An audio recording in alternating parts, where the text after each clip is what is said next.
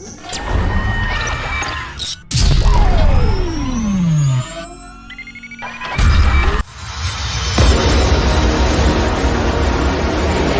and gentlemen, may I have your attention, please?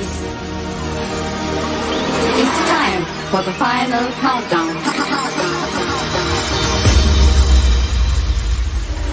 The show starts in 10. You have a dream? 9. And if you have a goal? 8. I want you to go after it. 7. It doesn't matter your age. 6. And it doesn't matter your race. 5. You can make it. 4. I promise. 3. So go. 2. Be defiant. 1. And live your dream. Unafraid. Defy all odds.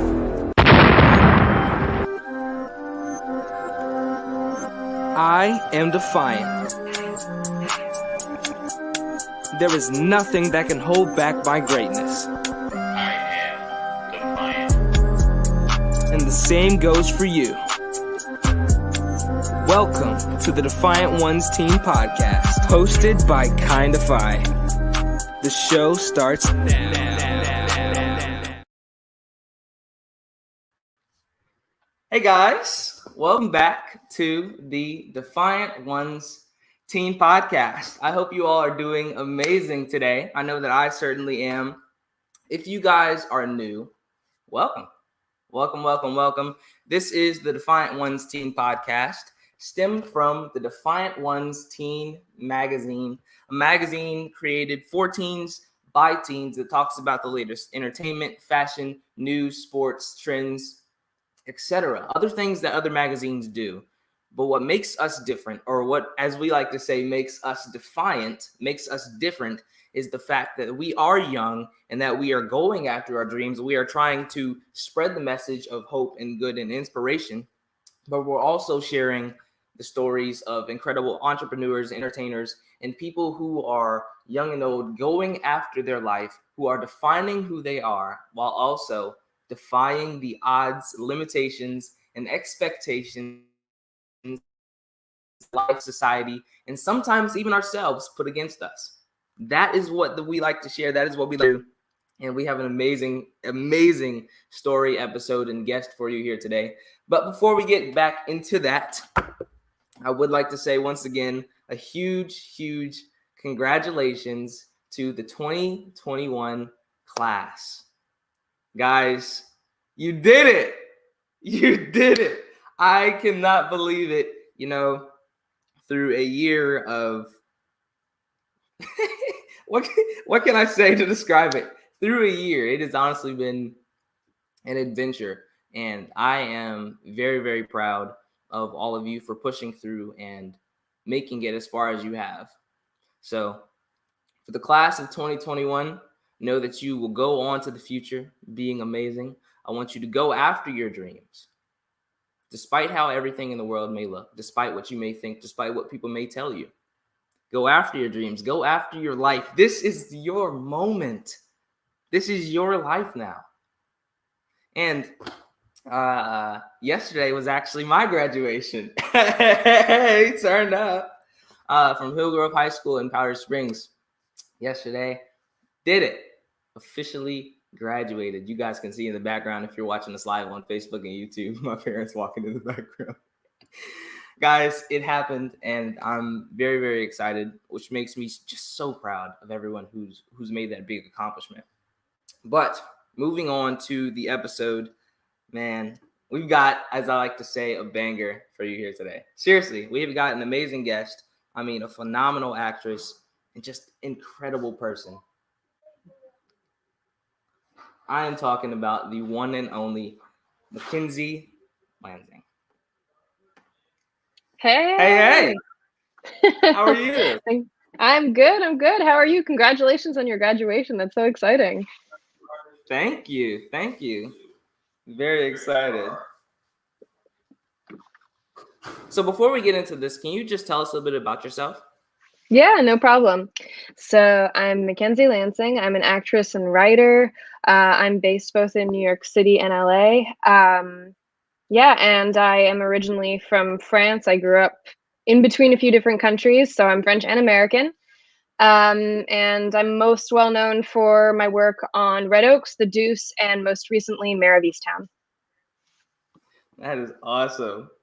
You're from France. I'm trying to tell you, I have always wanted to go. I've always wanted to go. What's it like down there or up Oh, there? it's cool. I mean, I'm not from Paris. I'm from the outside, like kind of a rougher area, but I always tell people like Paris is great, but Paris is a little bit overrated. I mean, there is another side to France outside of there, and people are really, I mean, it takes a little bit to get to know them, but they're people there are really cool. Like they're very loyal and all that stuff. So yeah, I love it there. You know, like the French accents and everything like that? Oh yeah. My first role was playing a French girl. I had a French accent. I talked like this for an hour, Yeah. you know? Ooh. So how can you say how do you say my name is Mackenzie Lansing in French? Je m'appelle Mackenzie Lansing.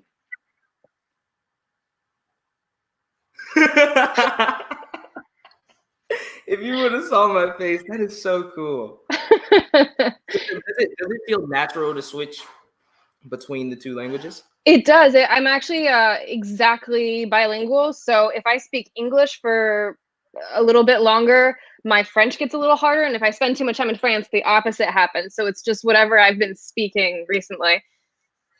Yeah. No, that's one unique thing about languages. I mean, honestly, if you don't keep up with both, you constantly have to work and adjust to both in order to keep fluent at it, which is really good. Yeah, it stretches your brain, you know, but sometimes I do weird things, like I translate sayings literally, you know, because I forget that it's not that you can't say that in English or in French or whatever. Yeah. Do you miss anything about home, or how is it different from there and here? What's the biggest adjustment you've had to make? Oh, I mean, when I first moved here, you know, the people, because like I love New York now, but when I first moved here, I had a hard time because people would be like, "We should hang out. I love you so much." I'm like, "Oh my God, I made so many friends." And then you would never hear from them again. Whereas French people are very distant, but like if a French person tells you they like you, they mean they will like they'll help you, you know, get out of a crime. Like French people are very serious about their friendships, but that and the food, I miss the food so much. Food. Yeah. Is the food? All right, this is gonna be my last question on the French. Is the food genuine to the culture of actual France here in America? You mean when like I eat French food here? Yeah, does it seem the same, or is it just a knockoff? No, and I think anybody will say this about their home country is like you don't get the same ingredients, or if you do, they're not seasonal. So even if you're making it the exact same way, it's not going to taste the same. It's really weird. Yeah. I mean, that's how it goes, quite honestly. And you know, it I don't know if it's offensive to some people, but it's interesting to say the least. Yeah. To at least try to spread the diversity and the culture, which is good, which is really good. Yeah. For sure. I know that for sure we wouldn't be the same without you. Welcome to the US. Welcome to New York. You travel between New York and Cali. Woo, two of my favorite places for sure. Oh, yeah. Yeah. But getting into it, so you're an amazing actress. I've seen some of your work, and we'll definitely have a chance to preview some of it. Can you tell us how long you've been in the industry and where did you learn your skills? So I first started like acting, not professionally, just like community theater when I was like, I want to say 13 or 14, just kind of as an extracurricular activity. And then I moved here to go to the American Academy of Dramatic Arts. I got into a drama school here. And yeah, but even then I like wanted to be an actor, but I hadn't really tapped into like that ambition yet. So I really started my career, you know, after school when I started getting TV parts here. Before that, I'd done some theater, you know, on the Paris stage, but that's about it. Yeah. So which do you think you prefer, acting on stage or acting on screen? I used to be really sort of pretentious about it, and I was like, no, I'm a theater actor. But the first time I got in front of, you know, a camera, I was like, oh no, this is what I'm gonna do now. And when did you move from France over to the US? How long ago was this? I think it was 2010. 2010? Yeah. So yeah, I've been here for a minute now. But yeah, it was a while ago. 11 years. Yes. 11 years. And you know what the craziest part is? Quite honestly, it always throws me off about 2020. Just literally the extra year that feels like it didn't go by fast, but it feels like we skipped, it feels like we skipped a year. I don't know if it feels the same for you. Yeah, no, totally. It feels unfair to be a year older because I'm like, wait, it felt really slow and really fast at the same time because it dragged, but then nothing. I mean, things happened, but if like a lot of us were at home, the pace was slower. So yeah, it's weird. Yeah. So what do you think about New York, the city of dreams, as they like to say? Is it living up to its name, or has it been hard to find opportunities? It was hard when I first moved here. But I think that, if you're meant to be here, you will find a way to stay. New York tests you a lot, it will throw things at you that you really don't expect. It can be overwhelming, but that's why you have to work extra hard to kind of find your people. And like any big city, it's like, it's different to each person. You have to find your New York and your people and your tribe. And once you do that, you're kind of safe and from whatever the city brings up, so to speak. Yeah. So you're adjusting well. I mean, I'm still thrown off by the French accent. I'm gonna be honest with you, because New York, they have the stereotype, like I like your Timbs, be all that different stuff. So I'm just trying to imagine, the French voice. Yeah. I mean, that's a cool thing about New York is like, I have some friends who are from here, like, but everybody in New York is from somewhere else. Everybody went through a similar struggle of coming here, not knowing anyone, having to adapt, having to work to make connections. And so it's cool to have that in common with people. There's like so many of my friends are European even. European coming to New York? Yeah, for sure. Really? People come from everywhere. Yeah, or from, the middle of the United States, whatever. Yeah. But I mean, quite honestly, it's California, Atlanta, and New York that are the hot spots of the entertainment industry. It really is. Yeah. So you did a really, really good thing, and you took a chance. It was honestly a leap of faith. Yeah, it was. I was so scared when I moved here. And I don't think that fear is a bad thing. It's just how you learn to harness and move with it and all that. But it definitely made me a stronger person living here. I don't think I would be the same person today if I wasn't faced with all the challenges that I had being in a big city. Yeah. So what opportunities have you found since you've been here? What types of work have you worked on, and who? So one of my first, I did a few things like when I was starting out with like the Discovery Channel and things like that. But my first real role was playing Claire on Red Oaks.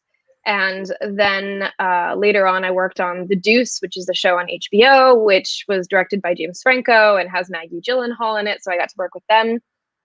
And then, most recently, Mare of Easttown. I also did some pilots, that were a great experience, but maybe didn't go anywhere. But everybody has a few of those. Those are my three most, I think, recognizable credits. Oh, and I was on Tell Me a Story too with Kim Cattrall. I forgot about that one. So cool. I'm not going to get into it too much. I want to actually show the trailer to the new HBO show, Mare of Easttown. And right after, I want you to give us a breakdown of how it was, what it was like, everything. We want the deets. So guys, Watch this. I want to thank everyone for joining us to celebrate the proudest moment in Easttown sports history. And finally, Miss Lady Hawk herself, Mare Shin!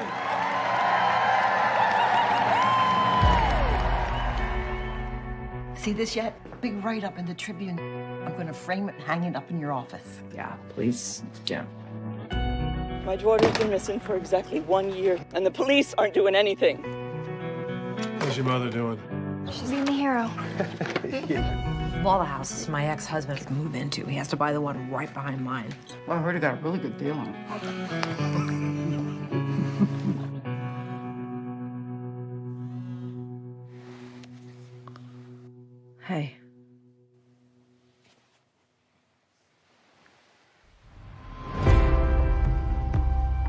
The Easttown Police Department received a call reporting a dead body in Creedham Creek. We've decided to bring in a county detective to assist with the case. How do you like working with my mom so far? We're just getting started out. Any tips? Lower your expectations? Should we do this outside? No. All right, let's go. Hey, whoa. Mayor, What's what happening? She knows what's happening, Tony. okay? She knows. Mayor, All right, let's go. Are you friends with these people? Yeah. Why do they call you Lady Hawk? I made a shot in a basketball game. Must have been some shot. Around here, yeah. The terrible events of this past year have ravaged this community. Yeah? Who did this? You get this son of a bitch. Because if you don't, I'll kill him myself. I can feel it. This expectation from people to be something I don't think I'm good enough to be. Hey! They think you're a hero. Feel I'm a fool. You're a lot of things I don't like, but you're not a fool. It might be a good thing to step away. I know what you've been through, and I know you're worth saving. Recommit yourself. I'm gonna find out everything. Everything.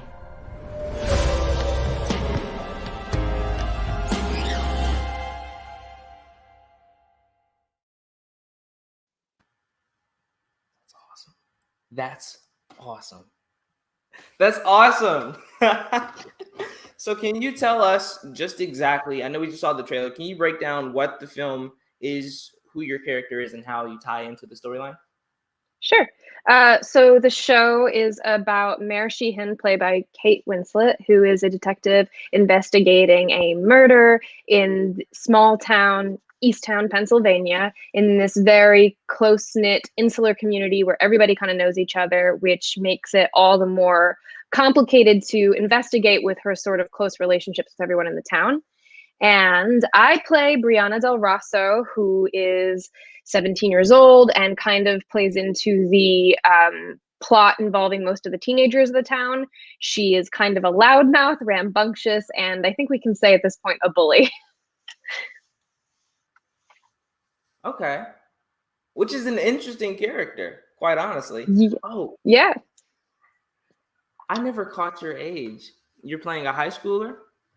So how old are you now, if you don't mind me asking? Old enough. You know what? That's the way to do it. Yeah. That's the way to do it. Yeah. You know what I thought was really neat about it? Or really neat about this? Just like Tom Holland.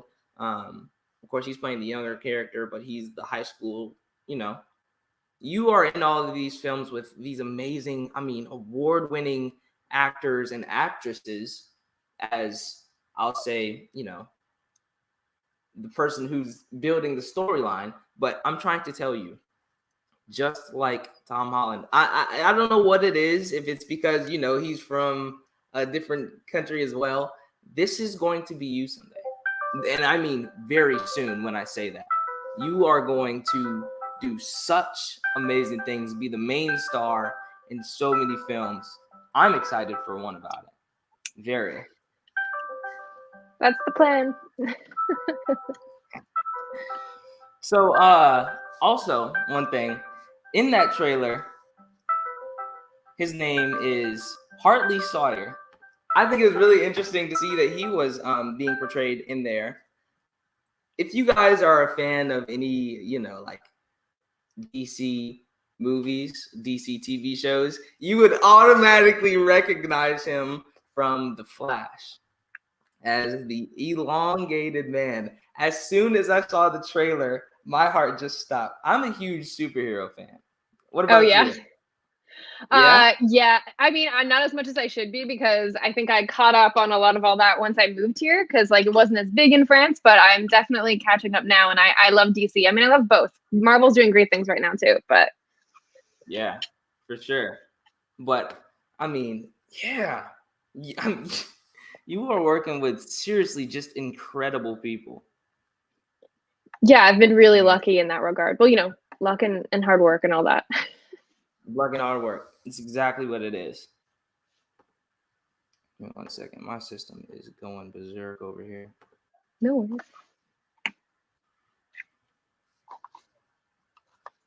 All right. So what has been the hardest part of being a part of all of these projects that you've come on to?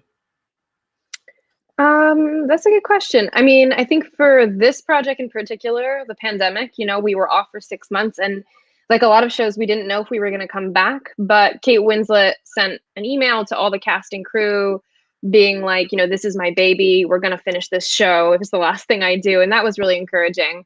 I think overall on all the projects I've worked on, like everyone, I have my baggage. I have my own things to work on. And I think mindset is really important. And I focus a lot on that, on making sure that I'm always in the right mindset when I step onto set. And I'm there to do my work and present the best version of myself. But that was a learning curve. But I think I'm getting there now.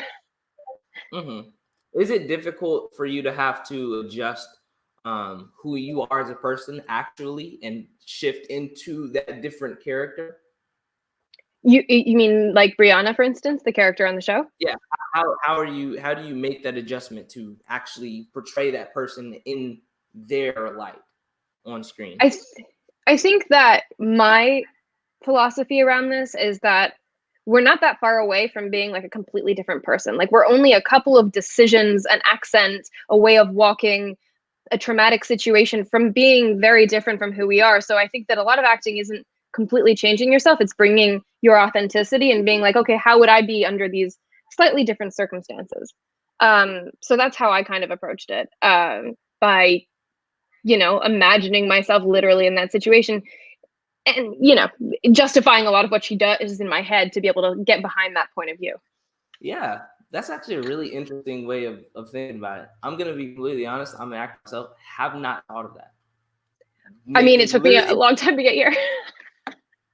Yeah, because literally it's the smallest adjustments in life that make us, different. Yeah. It really is. And I think there's a trap to fall into, right? When you first start acting, which is like, you think that you have to change everything about yourself. And when you do that, the problem is you lose your authenticity. Whenever you're on stage, you're on screen, you want to feel like, to some extent, you're sticking up for yourself every single time. That's how you bring that intensity. And if you kind of washed yourself out, you're not going to be able to tap into that. So you have to keep that streamlined. I think that's really important. Or for me, it has been anyway. Yeah. No, that's a great piece of advice for any actor, really, it really is. And what does a day on set look like? So it's kind of different every time, but most of the time I would say it goes something like this. They tell you the night before what time you have to be up, sometimes 3 a.m., 4 a.m., depending on when you're shooting. Or, if you went late the night before, you sleep all day and then you go to set like at midnight, maybe. They get you from your hotel in an SUV. They take you to your trailer where you have short amount of time to like eat breakfast. Then they take you to HMU, which is hair and makeup. They do all your hair, your makeup, bring you back to your trailer, get you in costume, bring you to set to maybe do like a first rehearsal and a lineup. So they have you stand on your mark. They do the lighting and everything. And then they send you back and bring in stand-ins. So a stand-in is somebody who's roughly your height and kind of looks like you, who's going to stand in your spot while they do all the setting up so that you can go kind of, work on your lines or whatever you need to do in your trailer. And then maybe a little bit later, they bring you back for a second rehearsal, and then you go into it take after take after take. Wow. That's a lot. Yeah. There's a lot that goes into it that people don't realize. I think that one of the hardest parts of being an actor, like once you have the acting down, like that's one thing. But like, when we shoot my fight scene, we were supposed to be pretending it's spring. And I think it was like the dead of winter. So I actually have a heat suit on under what I'm wearing that has like a remote control where I'm able to like pump up the heat so that I don't freeze while I'm out there. So there's weird stuff like that goes on that you just never know when you're watching it. Yeah. Honestly though, quite honestly, that's the way that a lot of life is. Not everybody will see all the things that go into what you do until it's done. They only see the final product. That's very true. I love that. Yeah. But that's a really really big busy schedule. So how do you balance your personal life and your work life? Well, I think that, it's one of those things where you need to know that everybody's different, but for me, it's my priority. But that doesn't mean sacrificing my health or my mental health. So I think that for me, the biggest key to success has been tiny steps. There's a book called The Slight Edge, which is about having habits that you repeat every single day. So when I wake up in the morning, I do the same routine every single morning, and it involves a little bit of working out, eating healthy, reading, refocusing myself, setting goals for the day. And it's not crazy. It doesn't last 6 hours. It lasts like an hour and a half total, including, waking up slowly and everything. But I do it every single day, and I have for like the last 2 years, I would say. And I think having that kind of routine is what's going to sustain you. So that's what works for me. No, that's a really good thing. And I was actually studying this on a bit. I found out it takes 21 days to equivalently develop a habit. To develop a habit. So to do something like that persistently and hold yourself accountable it's hard. It's challenging. Really hard. A lot of people can't do it, but which is exactly what separates the people who are where they are and the people who are where they're going. And right. I think. Go. Mm-hmm. Sorry, I interrupted you. Go ahead. That separates the people from who they are, where they are, to where they're going. And I think that you really are going there. This moment that we have now that I hope everyone's slowly starting to come out of school, but at least here on our side, we're entering the the summer boundary, as some people like to say, the hot girl summer. Now is the time. It really is. Now is the time, because school is out, because we have freedom and all these different things, to create those good habits. Yeah. Right. To create those good habits and to develop the lifestyle that we want to lead into, right? Yeah. Yeah, it's when you have your downtime. That's when you have to work, because I think also what kind of messes people up is they have a perfectionist mindset. I need to do this routine perfectly, and if I can't do it perfectly, I'm not even going to start. Or if I mess up once, I'm not going to do it anymore. And, leaving room for failures and mistakes and just constantly trying again is what's going to get you there. But you've got to leave room for failure. And for that, you have to do it during your downtime. You can't do it when you're already overwhelmed with family and, schoolwork or whatever it is that you're doing. That's exactly right.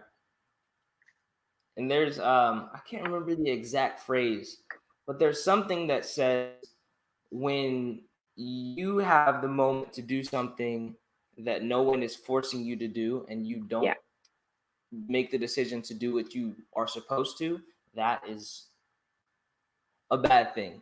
I'll just leave it at that.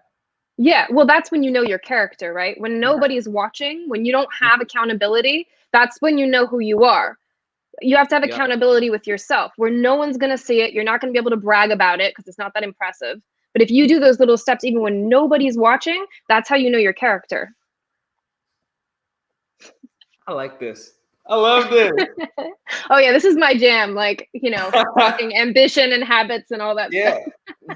My whole family, the whole side we're on, is all about uplifting, motivation, aspiration. All these good things, energies, and I like the energy. But with that, what is your ultimate dream in life and in your career? That's a good question. So I have goals for next 5 years, 10 years, all that. I think that, for my career, I want to be a series regular on a TV show, maybe a couple at some point. I want to be nominated for an Emmy. I want to have a house in LA, in New York, and in France. Ooh. And most importantly, I want to write, produce, and act in a show that I've created that tells my story. I think that's awesome. Let me be the first to say I think that's awesome. No, it honestly is. First of all, the fact that you have your goals separated and things that you can actually incrementally achieve, right? Yeah. So it's not just something that you put out there. You actually have goals and steps that you're trying to take to achieve that, right? And then you're dreaming big. I mean, come on. A lot of us have our goals and our dreams, but sometimes we think that it's there's no way. There's no way. Right. We think it's silly, but there's always a way. As you know, the one thing that I truly believe that the thing that separates successful people from unsuccessful people, and I want to know if you agree, is your mindset. Yes, but I think you can grow mindset. I don't think it's something that you just decide to have one day, and I don't think it's something you're born with. I think it's something that you train your brain to do, which I think is basically what you're saying. But yeah, I think that you need to, and it's going to take time. Like if you've gotten in a habit of thinking in a negative way, forcing yourself to be like, in one moment when you're talking to your friends, be like, you know what, I'm awesome and I do deserve this. Just because you can do that for 5 minutes doesn't mean you believe it. The sustaining it all the time and training your brain to think that way, yes, that mindset will carry you through if you can be honest and honestly believe it, not just say it, you know. You're so wise. Truly, I'm enjoying this. So, thank you. Who is your biggest inspiration? Ooh, so there are like actors, obviously, that I look up to. Saoirse Ronan, Frances McDormand, Kate Winslet, Maggie Gyllenhaal, people like that. But then in my life, I think my mom and my older sister have been really pivotal in inspiring me because they're very strong people. Yeah, and I've learned a lot from them. Yeah, and family's always going to be there for you. So that's a really good thing. And who is one person, apart from the people that you've already worked with, that you would love to share the screen with? I've said it, but I'll say it again. Frances McDormand. She's next on my list. I just think she's incredible. I think she's so honest. She was on 3 Billboards. For people who aren't familiar with her work, you can look it up. She's been in a lot of other stuff too. But yeah, she's very rough and gritty, and I just love her. I think she's great. Her, or also I love Samira Wiley from Orange is the New Black, if people know her, and Leisha Haley and people like that. Yeah. Also Clea Duvall, who's a director now, and I would love to work with Clea Duvall at some point. It's gonna happen. See that right there? You're putting it into the universe. Yeah. It's gonna happen. Good. And we'll slowly start to close here. What is next for you apart from Mare of Easttown? Can we be on the lookout for more seasons, or do you have more work coming out that we can be tuning in for?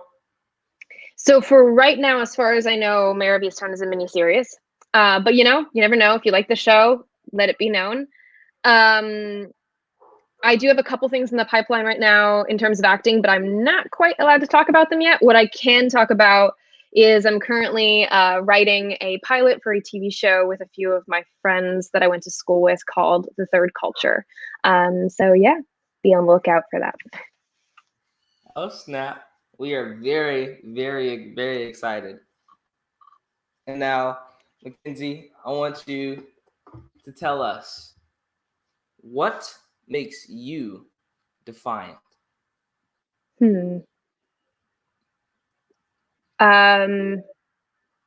I think constantly trying to better myself and rise to my own standards. Yeah, that's what I would say. No, that's a good answer. That's a really good answer. Bettering yourself, I mean, that's just learning, growing, actually taking things, the lessons in life that we learn and applying them to ourselves, which is humble. Yeah.